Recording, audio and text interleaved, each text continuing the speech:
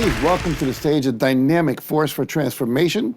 He's a doctor, an entrepreneur, a best-selling author, speaker, and founder of the Empowerment Revolution with a passion for helping others live life with purpose, joy, and financial freedom. Get ready to be inspired by the one and only Dr. Stacey Kevin Frick.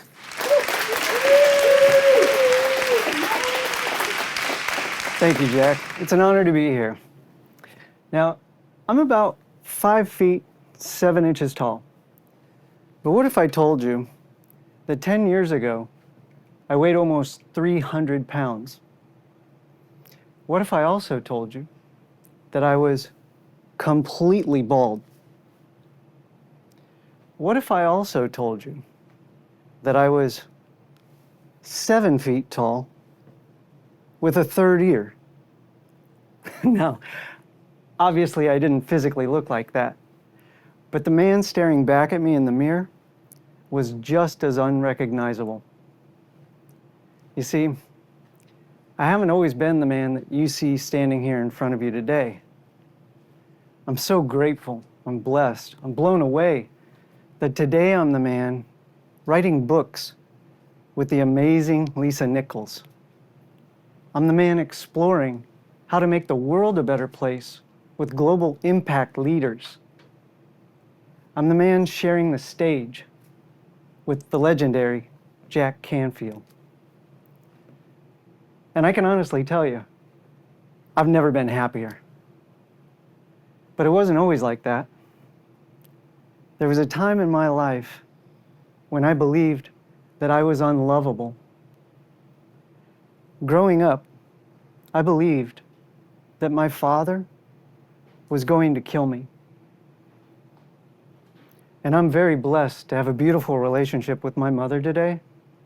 But I was just 14 years old when I was at a friend's house, and she showed up with a bag of my clothes and $20 and gave them to my friend's mother and told her to keep me. 14 years old, can you imagine? Now, I didn't understand any of this. So I had zero self-worth, and I had zero idea how to find it. And it turns out that when you have zero self-worth and zero idea where to find it, there are plenty of people very willing to tell you. And I was told money, power, pleasure, and fame. Those were the keys. If I had enough of those, all the people would love me. I'd be accepted. I'd be successful.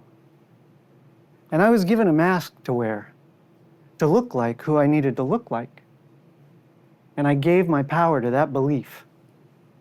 And I started climbing that mountain.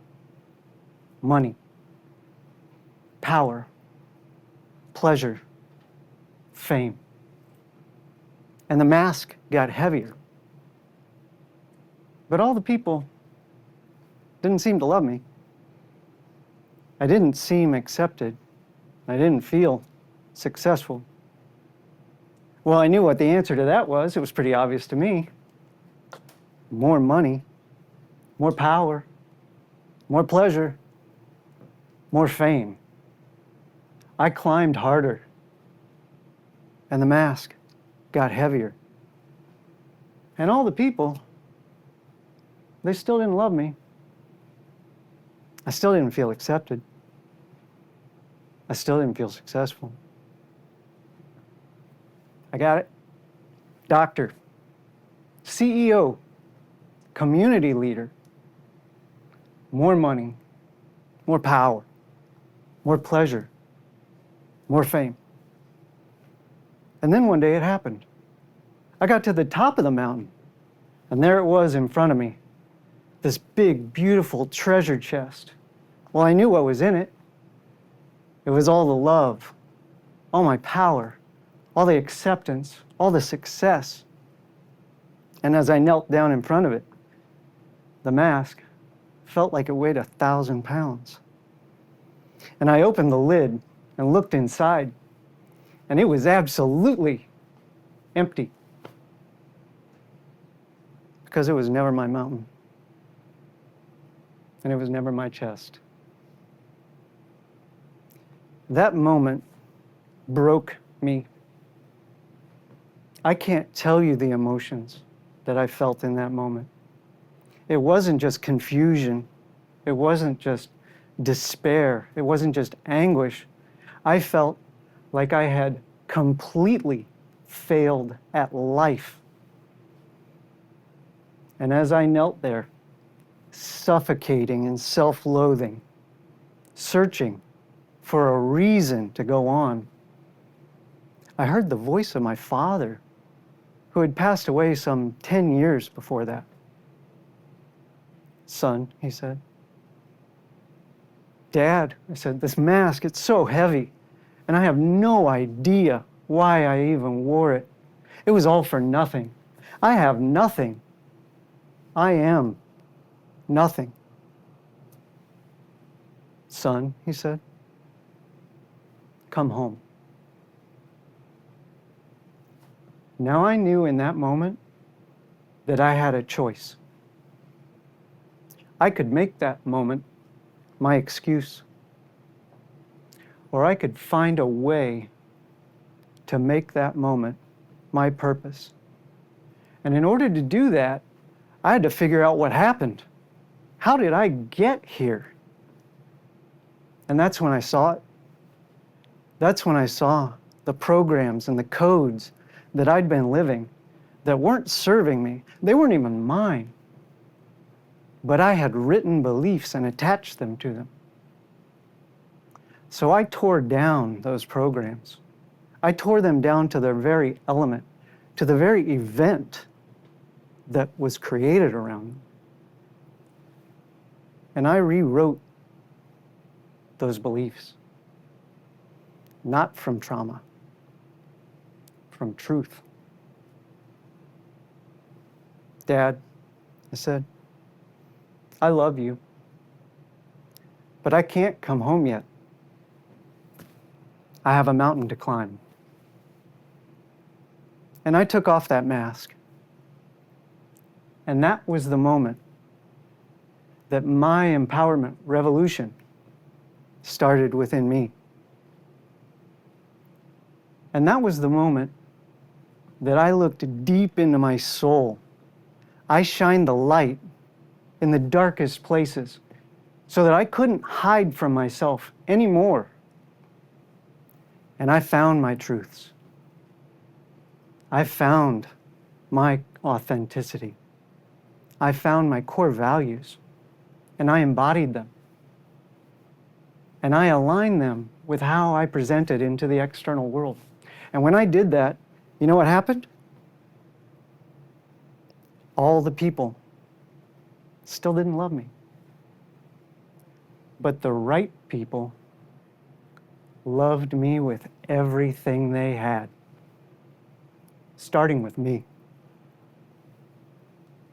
Now, maybe you're a doctor or a CEO, or maybe you're some other type of high-achieving individual. But how many of us are thinking about a time and a place and a way that we were told to wear a mask, to look like somebody that somebody else needed us to look like? That's a lot of hands. Well, what I can tell you is this, that when you look into your soul and you find your truth, you find your authenticity, you find your core values, and you embody that, and you align that with how you present into the external world, all the people aren't going to love you. But the right people will love you with everything they've got. And the world will love what's under that mask. Because the world needs what's under that mask. So if you believe that life isn't just something to be tolerated, but something to be celebrated, if you believe that life should feel like something you get to do, not something you have to do, if you're ready for your own empowerment revolution, if you're ready to create a life of fulfillment, of impact, of abundance on your terms, and if you're looking for a beautiful community to support you and create a safe space where you can explore your truths, your authenticity, your core values without judgment, if you're looking for someone to travel that path alongside you, I'm Dr. Stacey Kevin Frick, and I believe in you. Thank you.